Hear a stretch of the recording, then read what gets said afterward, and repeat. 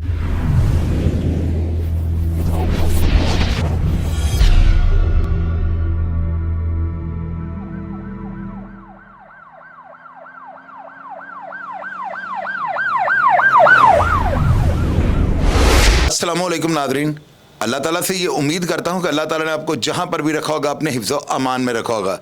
नाजरीन, आपको मैंने कहा था कि मैं इंशाअल्लाह ताला अदील का जो है ना साथ नहीं छोड़ूंगा, और मैं आप लोगों को ये बताना चाहता हूँ कि अदील जो है वो जेल चला गया हुआ था।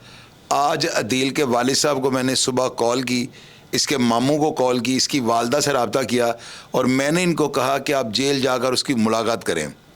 इसके वालिद साहब जो थे वो डर गए, वो कहते हैं हम जेल जाएंगे तो पता नहीं हमारे साथ क्या होगा, पुलिस हमें वहाँ से उठा ना ले।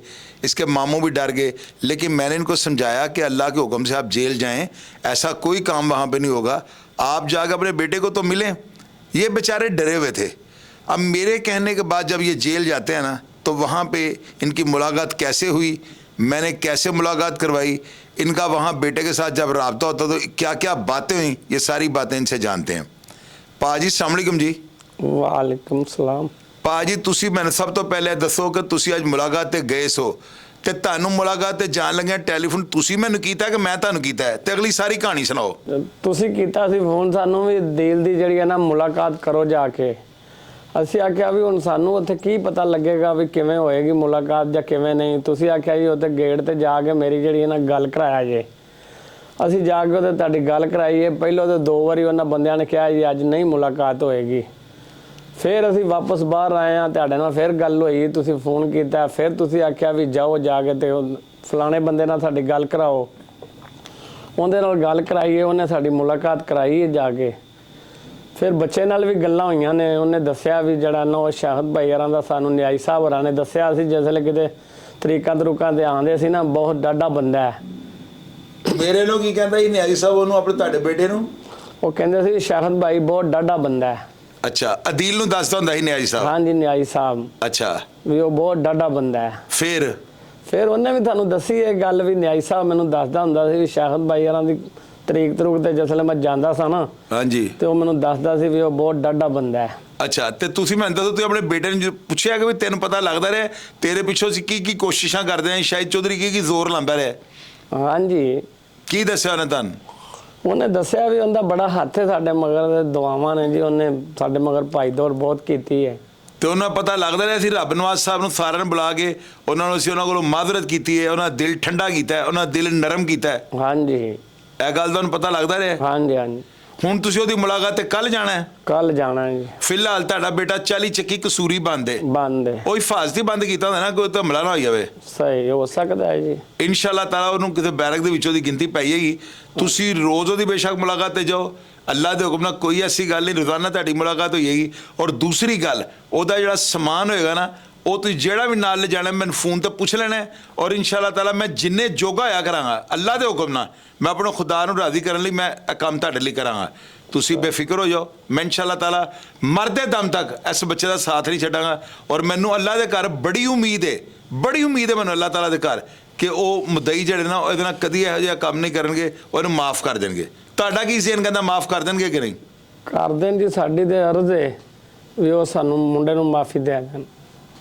ਅੱਛਾ ਜੀ, ਹਾਂਜੀ। ਤੁਸੀਂ ਅਗਰ ਉਹ ਤੁਹਾਡੇ ਬੱਚੇ ਨੂੰ ਮਾਫ ਕਰ ਦੇਣ ਤੇ ਤੁਸੀਂ ਉਹਨਾਂ ਕੋਲੋਂ ਮਾਫੀ ਹੱਥ ਜੋੜ ਕੇ ਮੰਗਣ ਲਈ ਤਿਆਰ ਹੋ? ਬਿਲਕੁਲ ਤਿਆਰ ਹਾਂ, ਅਸੀਂ ਉਹਨਾਂ ਦੇ ਪੈਰ ਫੜਨ ਨੂੰ ਵੀ ਤਿਆਰ ਹਾਂ ਜੀ। ਰਜ਼ਾ, ਤੂੰ ਬੇਟੇ ਉਹਦਾ ਮਾਮੂ ਹੈਗਾ, ਤੂੰ ਮੈਨੂੰ ਦੱਸ ਤੁਹਾਡੀ ਅੱਜ ਕਿਸ ਤਰ੍ਹਾਂ ਮੁਲਾਕਾਤ ਹੋਈ, ਸਾਰੀ ਕਹਾਣੀ ਦੱਸ। ਤੂੰ ਉਹਨੂੰ ਕੀ ਕੀ ਗੱਲਾਂ ਬਾਤਾਂ ਹੋਈਆਂ, ਉਹਨੇ ਕੀ ਕਿਹਾ ਮੇਰੇ ਵੱਲੋਂ, ਜੋ ਗੱਲਬਾਤ ਹੋਈ ਸਾਰੀ ਦੱਸ।